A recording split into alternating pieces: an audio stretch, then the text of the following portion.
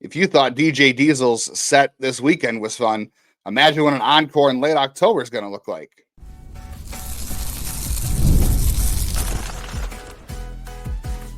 You are Locked On Guardians, your daily podcast on the Cleveland Guardians. Part of the Locked On Podcast Network, your team every day. What is up, everybody? Welcome to today's episode of Locked On Guardians. I'm Justin Laddin. Jeff is off for the week. Before we get things off and running here, I'll let you know this episode is brought to you by Prize Picks, the easiest and most exciting way to play daily fantasy sports. Go to prizepicks.com/LockedOnMLB and use code all lowercase LockedOnMLB for a first deposit match up to $100. Thanks for tuning in today and every day wherever you get podcasts. Of course, I am Justin Laddin. If you are new here, I'm one of the co-hosts with Jeff being off as well. And I've been covering the Guardians minor league system since 2007. I'm the former editor of Guardians Baseball Insider, currently covering the Guardians farm system at the News Herald, the Morning Journal, and covering prospects at Prospects Live. And this is Locked On Guardians. We are your daily Cleveland Guardians podcast. We dive into all the goings-on of the Guardians, as you know, from the majors, the minors, and, of course, the draft. And if you need your daily fix of Guardians discussion, you've come to the right place. We're glad to have you. Shout out to all of our everydayers, everyone listening. You guys have been listening in droves over the last week or so. We absolutely appreciate it. We are getting close to 3,000 subscribers. So if you're not a subscriber yet, we'd love to have you. We would love to get to 3,000 by the draft, which is coming up. We've got a lot to cover when it comes to the draft. We got a lot to cover today. Guardians, a sweep over the Blue Jays over the weekend.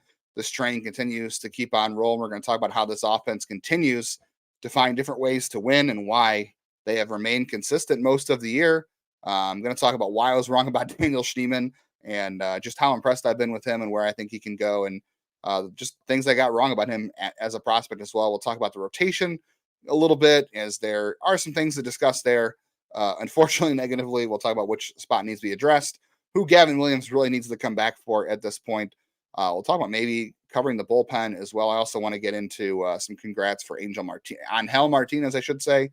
And then if time allows, we'll get into the week ahead for the Guardians, which of course includes the Orioles and the Royals, and what that could mean for the Guardians. The first thing I'm going to talk about is how fun that set was from DJ Diesel, Shaquille O'Neal in town over the weekend. The crowd was loving it. The players were loving it. They were out there singing with him on stage, having a blast.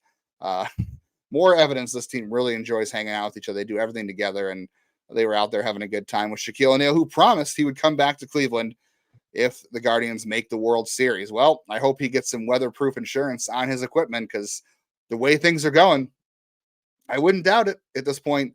Even though we talk about how the rotation, is definitely on shaky ground, and the offense just continues to find ways to get things done. There's different guys in this offense that can really help you win a baseball game. And we know the bullpen is already a playoff force. We know this is a thing that's going to help them win in the playoffs. And if the offense can continue to find balance together throughout the line, if they can add a piece even to that, it makes it even better. And if they can address the rotation just a tiny little bit, I mean, look what Arizona did getting into the postseason last year. Nobody expected them to go where they did, right? And I think this Guardians team is a little better right now than the Diamondbacks were a year ago. They had some good offensive pieces. They had a good rotation for sure, but their bullpen was very leaky, and they weren't all that consistent. And they found a way to make it work because they had a good rotation. You can cover different things if different areas of your team are very elite. This is an elite bullpen. The offense, I'm not going to call the offense elite, but it's balanced. And it's finding different guys to contribute every day. That was the most exciting thing this weekend. Before we get into that, let's talk about the crowd. To over 100,000 fans this weekend at Progressive Field. Give yourself a hand if you were there. On Friday, obviously a great win. Saturday in the sweltering heat with the if you were there for the encore or the show from DJ Diesel. Hope you all enjoyed that. And then Sunday was a great crowd as well. Even sitting through a bit of a rain delay to see the sweep. Some good baseball all weekend long. So shout out to that crowd. That ballpark is as fun as any sporting venue I've ever seen in my life. When things are going good, when that team is winning, when it's packed, it's a lot of fun. And you can tell the players love it and they can feel it. And it's just a fun place when this team is winning. And so shout out to everybody who was there over the weekend. Hope it all pays off in the end for a different lot of reasons when it comes to supporting this team in person. But look at the offense, picking each other up all weekend long. Throughout the year, this whole weekend was kind of an encapsulation, I feel like. And this whole season so far has seen different guys go through ebbs and flows, which is, how baseball kind of works. You do have, your elite players that are just good throughout the year. Even they have bit of slumps and stuff like that. But just go back to April when Jose Ramirez was not really the best version we've ever seen of him. He was chasing a lot, and you just weren't getting the level of production you're used to from Jose Ramirez. Josh Naylor was scorching hot. Steven Kwan off to a great start. David Fry was just kind of starting to emerge as a really big piece of this lineup, right? And you weren't getting much from Bo Naylor. Andres Jimenez was great in April, right? They had a good month. And then you get into May, and Josh Naylor just fell off the planet. I mean, he hit some home runs, but he really couldn't do a whole lot else for you offensively. He was in a bad way. And Jose Ramirez was back, right? Steven Kwan got hurt. So other guys had to step up. You had David Fry really start to put people on notice with his bat, especially against left-handed hitters, right? Left-handed pitchers. You've just had different guys in this lineup step up every month. And now we're hitting June, right? And Jose Ramirez has been fine. He had a home run over the weekend. He's, not been quote unquote Jose Ramirez. He's been an above average offensive performer. So nothing to knock here, but he's just not Jose level. But Josh Naylor's back, right? Kwan is back, and he's somehow better than he was before he went on the injured list, which is absolutely absurd. Will Brennan is on a hot streak again. He kind of runs hot and cold, but there's been some good changes for him this month. You're getting some good offensive production from Brian Rocchio finally. The walks aren't there like they were before, which is fine because right now those are turning into hits, and he's got a couple home runs this month. David Fry has cooled off, and hopefully he's not hurt. He had to come out of Sunday's game with a right elbow inflammation. Hopefully he's okay. Bo Naylor had a good weekend as well. Hopefully he can turn things up. Daniel Schneemann's been a big piece in this lineup, and we're going to talk about him in segment 2 and what I got wrong about him. So every month we're just seeing different guys step up, and that's how this team has really done a great job of kind of limiting the long slides. Obviously, the rotation, when you pitch well, it's easy to avoid long losing streaks because you're pitching well, and the bullpen has helped them in that respect as well. But sometimes you got to be able to give the bullpen a lead to protect. And with the starting rotation, that hasn't always been easy, but the offense has allowed that to happen. You got a great start from Ben Lively over the weekend as well, and Carlos Carrasco. So all those were really good signs. We'll talk about who in the rotation might need to be replaced in segment 2. But yeah, Josh Naylor's back, and just there's a lot of guys who are able to step up at different times for this offense. Hitting the home runs on Saturday and Sunday. They didn't even need a home run to win Friday. They took their walks. They forced the Blue Jays into a 70-pitch inning on Friday night, and that was enough damage for them. And Carlos Carrasco didn't even need all that. He made it all stand up. They were so good, though. They got to rest the bullpen a little bit, which was awesome. Just a really good weekend overall. And I know the Blue Jays were using kind of a bullpen game on Friday, which didn't really go in their favor. They had Jose Barrios on Saturday, who they hit before, but has been a tough customer. And then on Sunday, Yusei Kikuchi's had some good moments, some bad moments, and might be a guy that might be interesting on the trade market as well, as we've talked about. They did a great job against him, and they were able to overcome a rough start from Triston McKenzie. The offense does more than enough to win most days. They can score enough to hand a lead over to the bullpen, who can protect it, even though there were some shaky moments from the bullpen because of McKenzie's short outing on Sunday, and the rain delay played into that, which we'll talk about as well. But also, let's talk about Steven Kwan and where he's going to sit. He's a few games of plate appearances, probably about 4 or 5 games now. When he picks up 15 plate appearances, you have to average at least 2 plate appearances a game in order to qualify for the batting title. So he's not quite there yet, but he will be probably by the end of the week.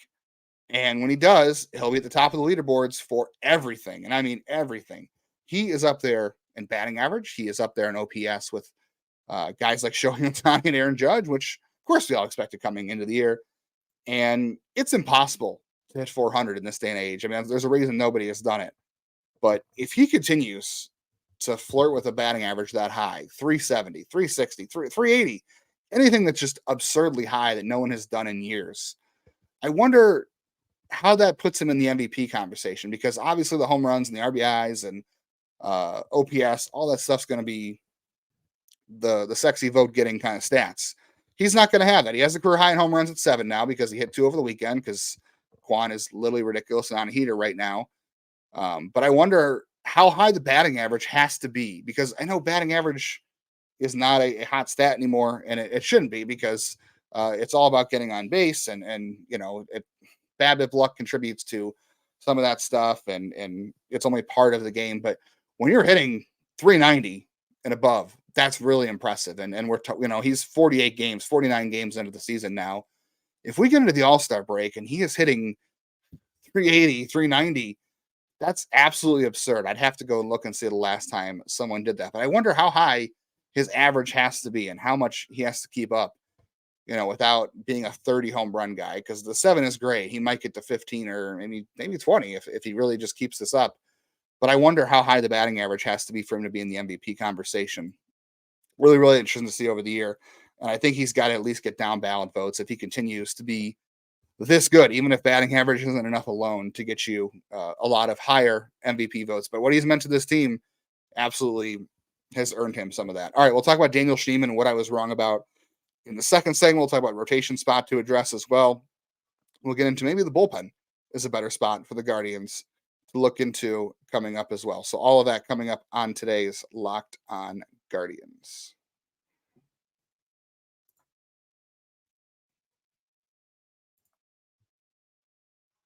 Want to thank our good friends at FanDuel as well. And it's a great time to get in on some betting this summer.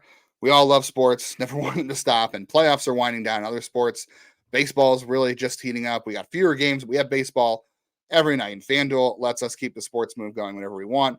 All you got to do is open the app and dream up some bets anytime you are looking for something. And this summer, FanDuel is hooking up all customers with boost or bonus daily. That's right, something for everybody every day, all summer long, whether it's individual games, prop bets, even season long bets. We've already talked about how the betting line on the Guardians, you cannot bet on 80 plus wins anymore. You have to go and bet 90 wins. That's shocking. We're sitting here on June 24th and you can't even get odds on 80 plus. You have to pick 90 or above. I wonder if it can get to 100. We talked about Stephen Kwan, his batting average, where that has to put him, where he has to be in the MVP race. Could be some fun odds to look at him in the MVP race as well. And then there's Jose Ramirez, of course. You can always go out there and throw on him. This will be some good ones this week as we have some good pitching matchups in Baltimore for the Guardians. Lots to bet on all summer long on FanDuel. Head over to FanDuel.com/lockedon and start making the most out of your summer. FanDuel, an official sports betting partner of Major League Baseball. And if you were looking for the easiest way to get in on some daily fantasy this summer, look no further than Prize Picks, America's #1 daily fantasy sports app. And now you can win up to 100 times your money on Prize Picks with as little as 4 correct picks. So you can turn $10 into $1,000 very easily. Jeff always talks about how easy it is on Prize Picks because you just pick more or less. You have other people out there who are using algorithms and spreadsheets and tables. They're doing the research and they're betting on all these things every day. And it's very, very hard to beat the odds there on them. At Prize Picks, you don't have to do that. It is just you versus the numbers. All you have to do on there is select 2 or 6 player stats each game, pick more or less, and you can be a winner. All you got to do is look at that day's matchup, decide which is going to be a good game score for that day for a player, and just pick more or less. In Baltimore, it's going to be tough this week. Hopefully the Guardians have David Fry. They have 2 lefties in Baltimore coming this week. If David Fry is in the lineup in Baltimore against those lefties, I like him for a really good score on Prize Picks this week. Jose Ramirez, always a good pick. That ballpark is very fun to hit in left-handed, and the ball flies out there. Tanner Bybee, that's a good lineup against Baltimore, but I would also be picking probably under on a lot of pitcher stats for Guardians pitchers because that Baltimore lineup, it's just really, really good. So if any of this sounds good to you, download the Prize Picks app today and use code LOCKEDONMLB for a first deposit match up to $100. That's code LOCKEDONMLB on Prize Picks for a deposit match up to $100. Prize Picks, pick more, pick less. It is that easy. Want to let you know that you should head over to Locked On Sports on YouTube. If you are sick of watching Fox Sports, ESPN, and all the screaming in the debates, make the switch to Locked On Sports today. It is a free 24/7 sports streaming channel program for you every day to bring you the biggest sports stories without all the screaming. And the best thing is you can get local analysis from the hosts that know your team the best, opinions and news. Again, streaming 24/7 on YouTube or the free Amazon Fire TV channels app, all part of the Locked On Sports podcast network, your team every day. All right, let's get into Daniel Schneemann because he made an incredible catch on Saturday in center field. He has looked good defensively everywhere he has played so far, and offensively he fits in perfectly. let's start out with the defense, right? The defense, the eye test backs all this up, of course, but looking at outs above average, we're still dealing with small samples when it comes to outs above average. But right now, he is +1 in center field. He is +1 at short. He is +1 at third. And he's an even 0 in right field and second base. So the numbers back up. He just looks comfortable. He looks like he knows how to make the routine play. He's not getting fooled. He's doing everything right. He's making good reads. He's making good decisions. He has range. Everything looks just very smooth. Like he just belongs in that position. And then go look at the offense. He doesn't really qualify enough yet. And again, we're still dealing with small samples, but I think I've seen enough to be pretty impressed here. Like he is in the red. If you just look at his Savant page, he's in the red everywhere. He's not there in bat speed, which, not a surprise, but we know some guys are outliers there and can make that work. He is in the blue when it comes to strikeout rate. There is some swing and miss to his game.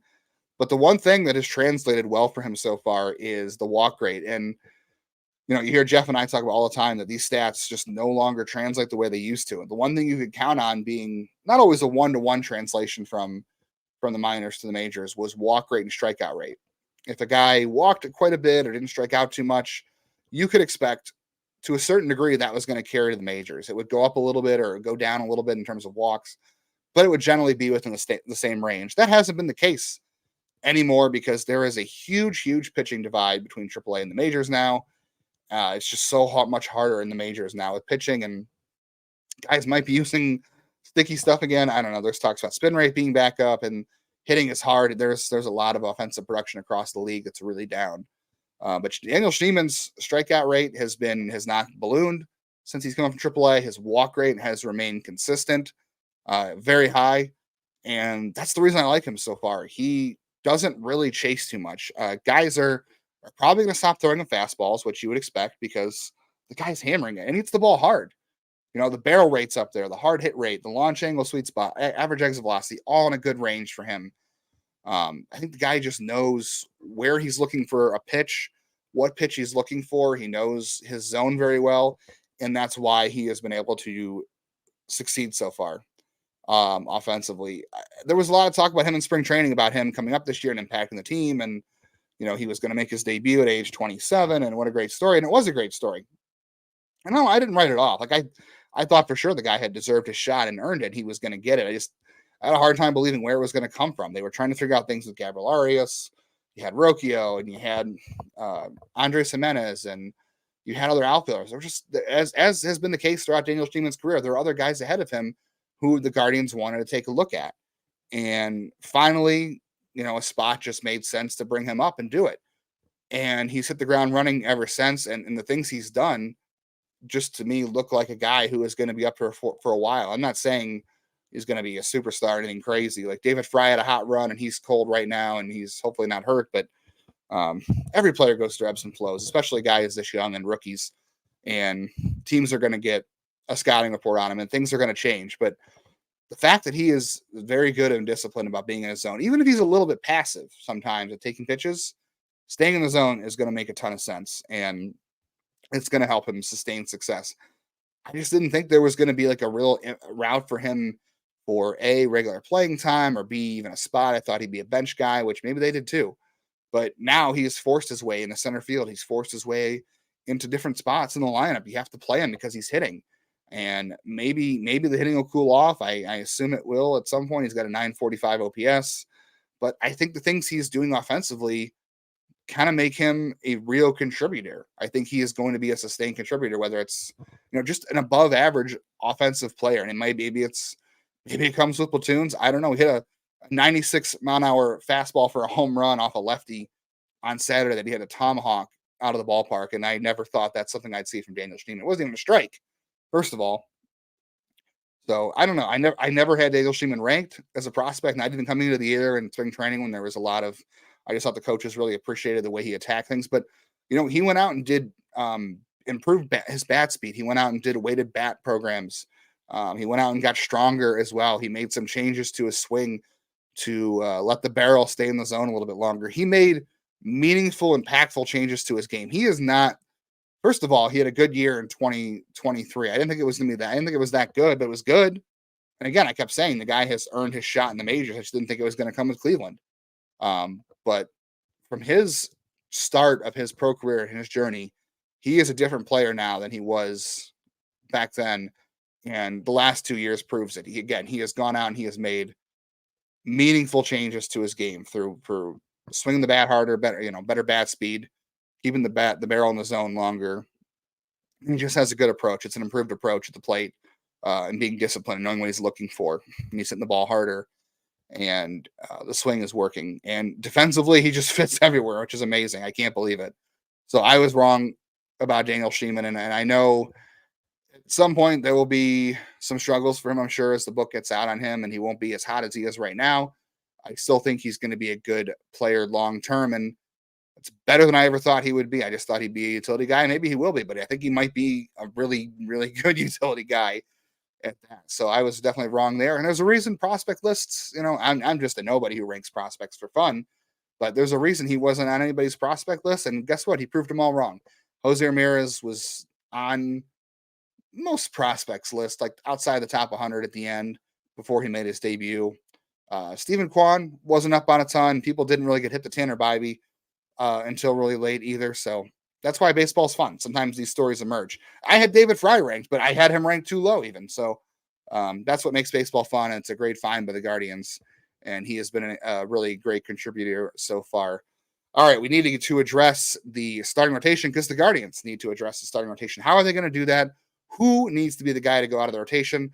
Does the bullpen make some more sense? And we'll talk about Angel Martinez's first career hit and the week ahead for the Guardians, all on today's Locked On Guardians. If you want to get ahead in ordering supplies, get supplies from the start that's made from Skilled Trader. For Skilled Traders, supplyhouse.com. Supplyhouse.com is the reliable way to order plumbing, HVAC, and electrical products online. Their easy-to-use website is packed with helpful resources and the latest product info to help you get the job done right. Shop a complete inventory of over 200,000 parts from over 400 top brands and get your order delivered right to your door with fast shipping from coast to coast. If you need help with an order, you can get expert support and industry-leading service from the friendliest folks in the business. Talk to a real person every time. How annoying is it when you make a call, trying to get customer service, and you're getting a computer, you're getting an automated system, not at Supply House. Pros in the skilled trades can get a competitive edge by joining supplyhouse.com's free Trade Master program. Every Trade Master gets access to a dedicated phone line, free shipping, discounts on every order as well. Join the thousands of trade pros already benefiting from their free membership at supplyhouse.com/TM and order plumbing, HVAC, electrical supplies from anywhere with just a few clicks at supplyhouse.com. Guardians are headed to Baltimore this week to take on the Orioles. That's going to be a really fun matchup. Don't miss a single inning of action. Just search for Guardians on your SiriusXM app to listen to all the action, all the radio call from Jim Rosenhaus and, of course, Tom Hamilton. All right, let's get into the rotation because Carlos Carrasco had a good night Friday night. One of the best nights we've seen from him all season long. Ben Lively had a great bounce back on Saturday. He attacked the zone. And at this point, I think we just expect, even if there is some regression for Ben Lively at some point, he is going to be a solid guy you can count on for 5 innings or a quality start every night. So that's a pretty stable spot. I'll be curious to see what Carrasco does his next start out, but that was easily the best start he's had all season. His velocity was up. He threw a ton of strikes. Didn't walk anybody. I mean, the Blue Jays offense isn't exactly great, but he only needed 79 pitches to get through 6 innings. That's the best we've seen Cookie all year. And then you have Triston McKenzie on Sunday. And that's the big issue, right? He needed 74 pitches to get through 3 innings. And honestly, the rain delay definitely made the decision easier for Stephen Vogt. But, 74 pitches in 3 innings. He walked 4. He did strike out 6, so he missed some bats. But the walks continue to be an issue for Triston McKenzie. And I don't really know what the issue is. There's all this debate about whether or not he should have had the surgery and if he's healthy. And I know a lot of people want to sit there and say he should have just had the surgery, but it's really not that simple. Like, yes, it's, if something's wrong, you want to address it, right? But there's no guarantees you bounce back from Tommy John. It's not a guarantee. I know there's a high success rate, but when you have the surgery, you've got the rehab, and there's the surgery part's tough enough itself. You've got the rehab, which is as much mental as it is physical, and then when you finally do come back, everyone says it takes about a year for your control to come back. That's the last thing to come back. Triston McKenzie's already had control problems throughout his career. So for him to go under the knife and come back doesn't guarantee anything. I understand why he took the rest option out there.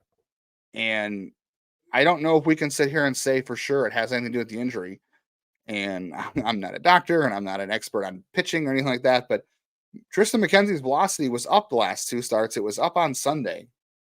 He was averaging 90 miles an hour at the fastball. I'm sorry, 92. And that's up 2 miles an hour for him. It doesn't always work out this way because we saw Shane Bieber's velocity was just fine when he was just, his elbow was, hurting really bad before he had the Tommy John. His velocity was fine. But in most cases, I want to say you're healthy if your velocity is going up. Like Bieber's velocity didn't go down. It stayed the same. It wasn't up. It was up over last year, but it wasn't like going up. It wasn't up against Seattle like it was against Oakland. Generally, when your velocity goes up at this point in the year, I mean, it is hotter and you're getting a little more stretched out as the season goes along. But generally, your fastball doesn't get, better in terms of more velocity if you're hurting. Usually it's the other way around. At the very least, it would stay flat. And the last two starts, it's been better for McKenzie. So I'm inclined to say it's not really a health-related thing for him. And I could be wrong about that. We could find out, in a few weeks that, oh, yeah, he needs Tommy John. Like, nobody expected it from Bieber. So it's really hard to be super confident about that. But it's generally not the case that velocity goes up when you're injured. So I'm inclined to think that isn't the case. And he had no problems missing bats with the curveball. The Blue Jays, again, the offense isn't great, and that's why it wasn't great to see McKenzie have issues, but he just wasn't competitive with a lot of pitches, which is why he walked 4 batters. Gavin Williams finally made it through 5 innings on Friday night in a rehab start. Technically, he could make one more rehab start. So you get 30 days as a pitcher when you go on a rehab assignment. And his started on, I believe, May 28th or 29th. So technically this week, he pitched on Friday. So Saturday, Sunday, Monday, Tuesday, Wednesday would be Saturday, Sunday, Monday, Tuesday, Wednesday would be his next day to go. Maybe Thursday if they want to, keep him stretched out to 5 or 6. He could get one more rehab start if Cleveland really wanted to. If they wanted to kick the can down the road one more week to see what the best option for them was, whether it's a break for McKenzie. McKenzie does have a minor league option if they wanted to go that route. Carrasco, has had issues, but this last start was good.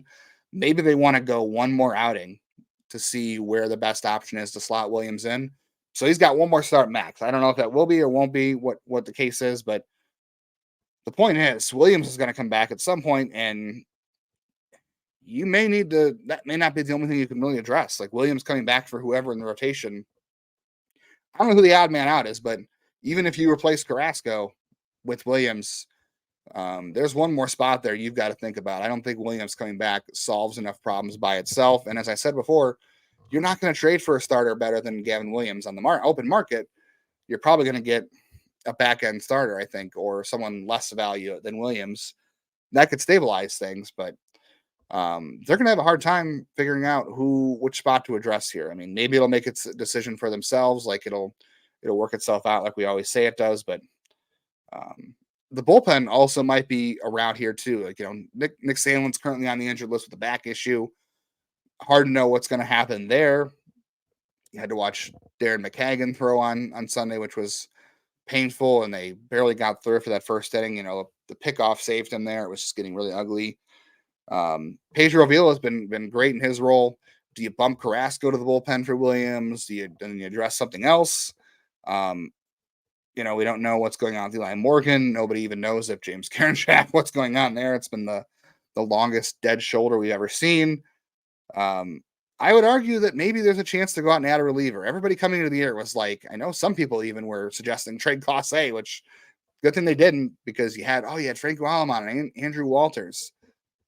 Well, Franco Alomar is on the injured list still with an arm issue because I think it was a strained shoulder or something, because he came out of the game. I remember watching the appearance. He has not been heard from in a while. Andrew Walters is struggling right now at AAA. He had an outing on Saturday where he walked 2 guys, give up a hit. He didn't give up a run, He didn't strike anybody out either.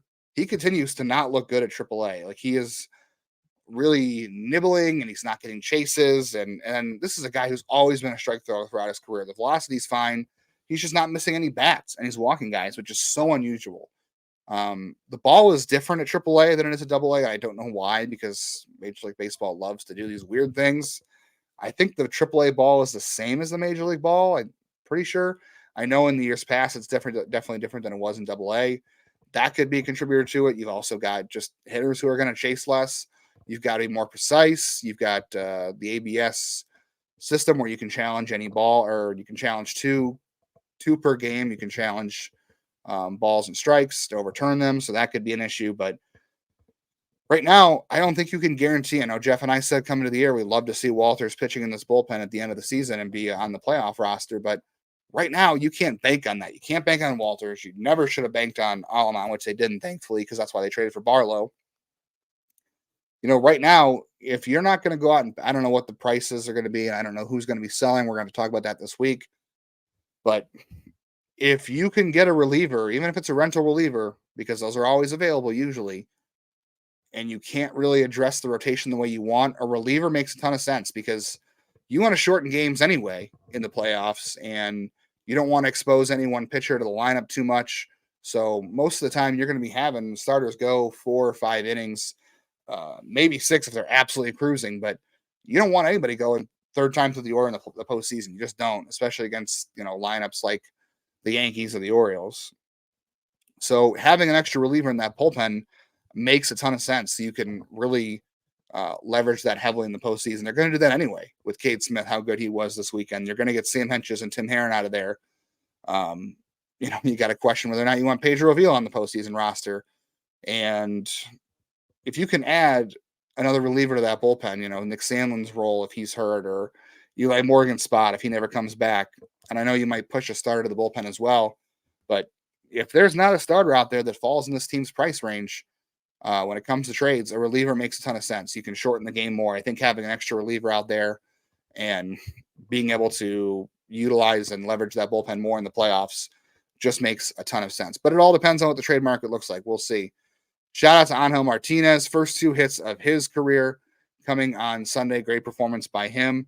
Really surprised he is up. Obviously, Gabriel Arias is out with a family medical emergency. Hope all the best for him. But congrats to Martinez. Hit the ball hard 3 times. Really could have had 3 hits and an RBI in this one. Best position is probably second or third. Can play some short. Can play a little bit of center field as well. Can play all over. Switch hitter. Made some changes. Obviously, he was a hot name in the spring training. Came back from a hamate injury and a toe injury, so good for him to be back. Would love to see what he can add to this roster long term. We'll see how much run he gets. Already you can see his at-bats much better than Gabriel Arias as well, not to kick him when he's down, but be nice to see what they can do with another young guy. Guardians have a tough week ahead. They head to Baltimore for 3, and they got Kansas City. Kansas City is now closer to Detroit in 4th place than they are to Cleveland in 1st.